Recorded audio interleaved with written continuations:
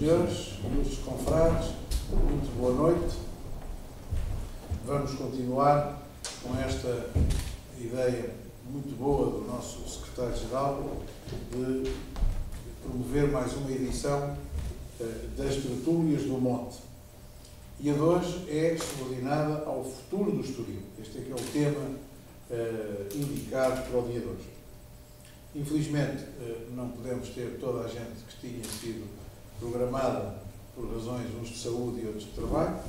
O Dr. Soares Freire está no Porto e o nosso Dr. António Dourei Capuz ainda não está completamente recuperado de saúde, de maneira que temos estes dois contratempos, mas não tem importância porque os que sobram são mais do que suficientes para nos falarem do tema de hoje.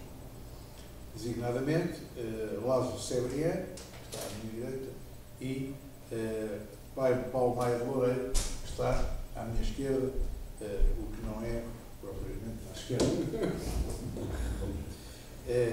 O nosso Presidente da Junta de Freguesia vem aí, está a acabar uma sessão, mas vem cá para fazer o encerramento, conforme se comprovou. Nós vamos ver, em primeiro lugar, um filme de 1948, por aí, sobre o Estoril, e pedíamos o favor, sobretudo aos nossos conferencistas, que interviessem, mandassem parar o filme sempre que identificarem as personagens que o compõem, porque nós não temos ainda a identificação completa de quem é que é o conjunto de pessoas que aparecem neste filme. E, portanto, tínhamos todo o interesse em que quem tiver qualquer tipo de chega ou de identificação, faça o favor de tomar a palavra para nos enriquecer depois ao longo. Eu diria que a tónica inexorável, estou a adivinhar, um ponto comum, que é denominador comum de todos nós, se tem de situar no centro da recuperação, da preservação daquilo que é o nosso património. O nosso património coletivo, o nosso património histórico e, em grande e com grande destaque, o nosso património construído.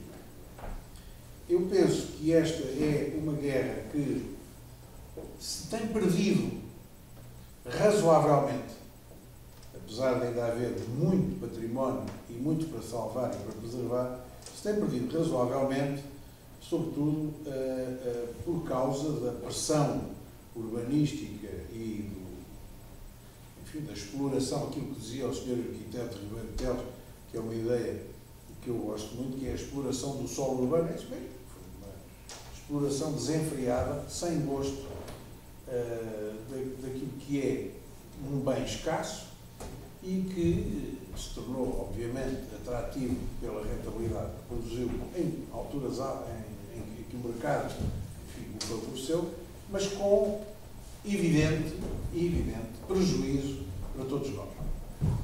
Eu, quando estive na Câmara, tenho a ideia, pelo menos subjetivamente, tenho a certeza que inventei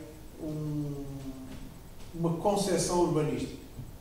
Não sei se já existia, não ali em lado nenhum, não sou especialista na área, não faço a mais pequena ideia. Depois já vi muita gente filosofar academicamente sobre o assunto. Eu era um jovem vereador do Pelouro da Cultura e não tinha ideia nenhuma do que era teoria do urbanismo e arquitetura, nem pouco mais ou menos. Mas tinha a concepção de que num conceito como o nosso há um património coletivo a que eu chamei o cenário.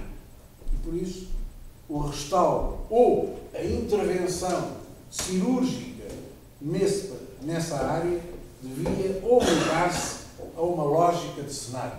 Chamei até arquitetura de cenário. E porquê?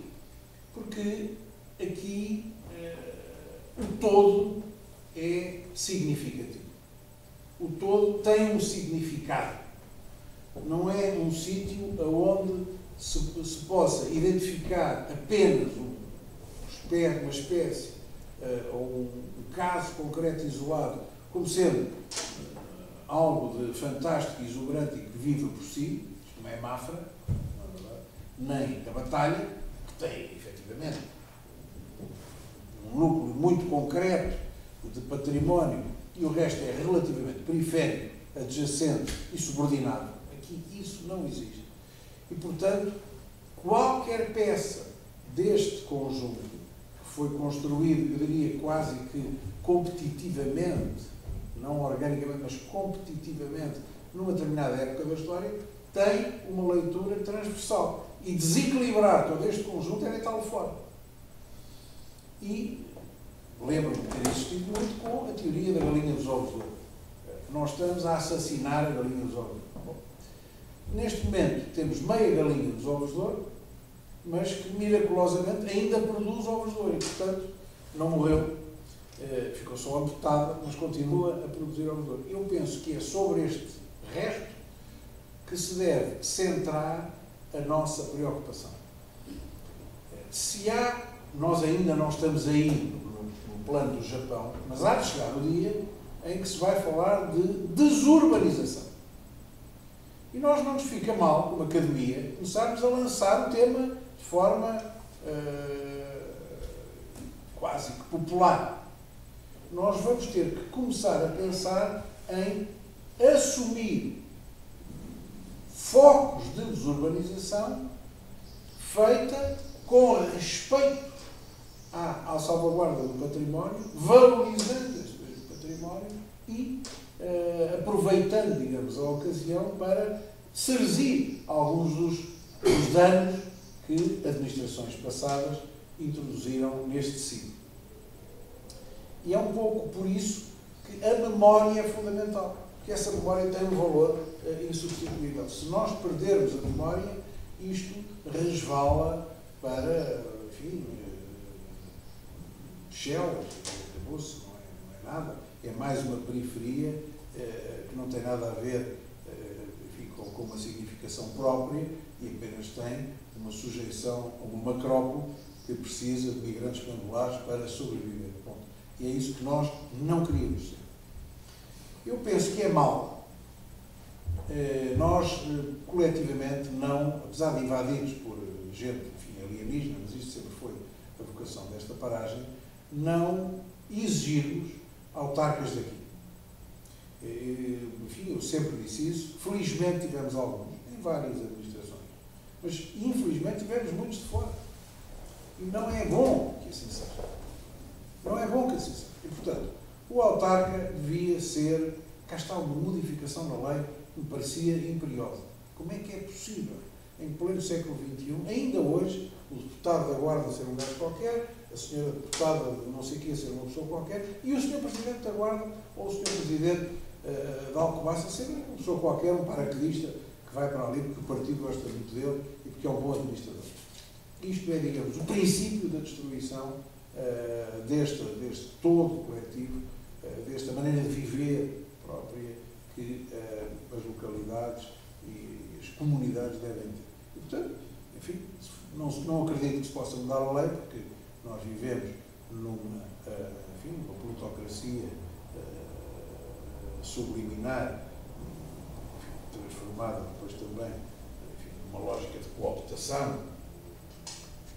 Não vou entrar por aí, dando razão a uma data de politólogos que falaram nisso, Michels, por exemplo, mas enfim, vimos tentar contrariar este efeito.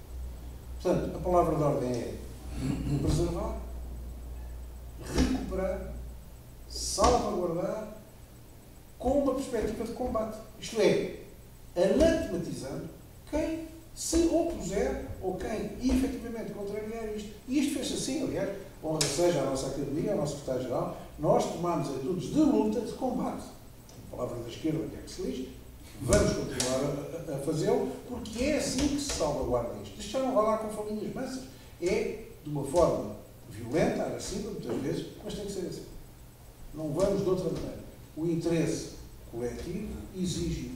E, portanto, meus senhores, connosco contará esta comunidade, como contarão as outras. Nós não estamos apenas vocacionados para este Conselho. Nós estamos aqui sediados. Contará este Conselho com o nosso empenho militante, enfim, desinteressado, mas permanente, no sentido de defender o património, valorizar esse património e valorizar aquilo que nos foi legado e que nós queremos ver salvaguardado e defendido e atualizado. Bom, não vos tiro mais tempo, vamos agora ver o filme vamos ter depois um comentário primeiro do Mário Loureiro e a seguir vamos todos ver o filme e eu pedia que fizessem o favor de comentar sempre que isso fosse oportuno para tentarmos identificar as coisas.